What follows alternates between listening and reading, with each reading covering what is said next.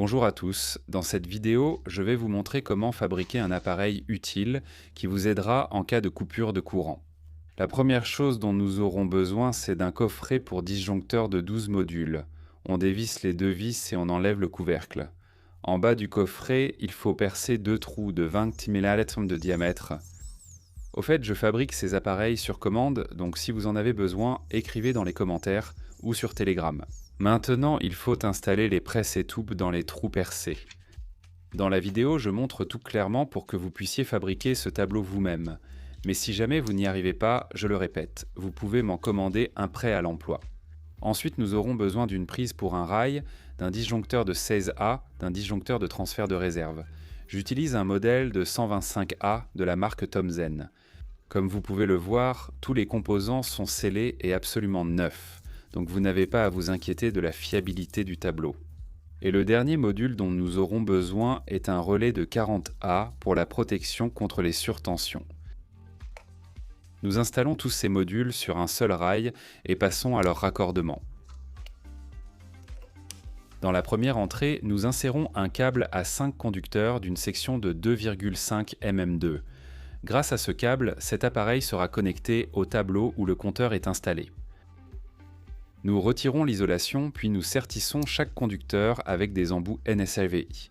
Ensuite, nous connectons deux conducteurs quelconques à l'entrée du relais de tension. Un conducteur est laissé pour la mise à la terre et les deux restants sont connectés à la sortie. Pour l'ATS Thomson, nous prenons deux ponts et les plaçons sous le premier rail, puis nous connectons ces ponts à la sortie du relais de tension. Le bleu correspond au neutre, le rouge à la phase. Tout est indiqué sur le relais. Les extrémités opposées de ces ponts sont connectées à l'entrée. Sur l'ATS Thomson, le neutre est connecté à la borne N et la phase à la borne R. Nous prenons à nouveau deux ponts et les relions. La sortie du relais de tension est connectée à la prise. Le neutre est connecté directement à la prise, tandis que la phase doit passer par le disjoncteur.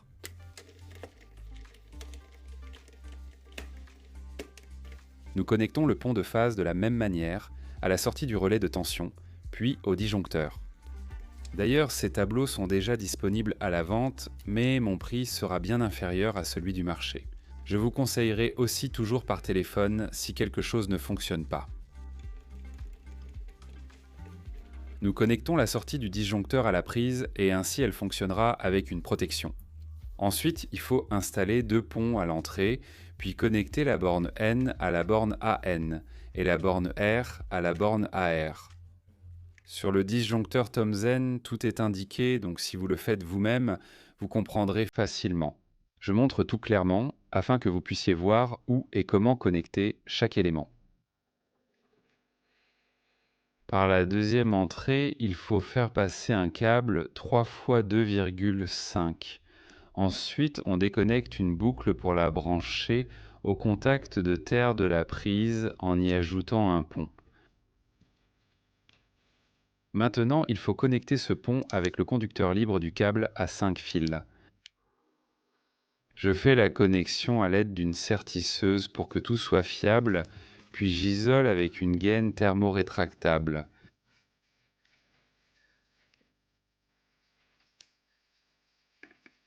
Les deux conducteurs restants doivent être connectés à la sortie. BAVR de Thomsen, j'ajoute tout de suite les ponts qu'il faudra connecter à la borne verte, au contact BR et BN.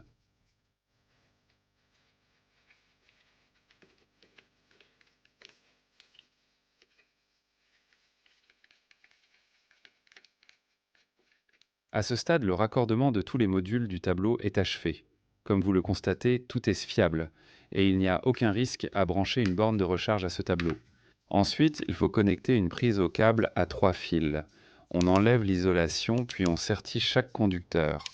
La prise doit être de bonne qualité, car elle sera connectée à la sortie de la borne de recharge.